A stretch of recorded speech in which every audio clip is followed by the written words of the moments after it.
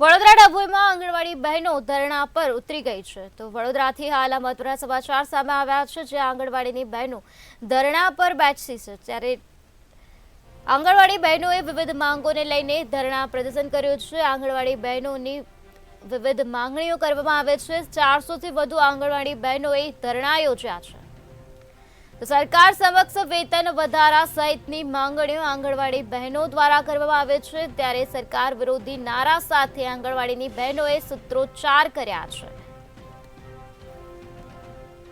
તો વડોદરામાં આંગણવાડીની બહેનો ધરણા પર બેસી ગઈ છે। આંગણવાડીની બહેનોએ સેવા સદન સુધી રેલી યોજી હતી, ભારે સૂત્રોચ્ચાર કર્યા હતા। ભારે સૂત્રોચ્ચાર સાથે વેતન વધારાની માંગ કરવામાં આવે છે।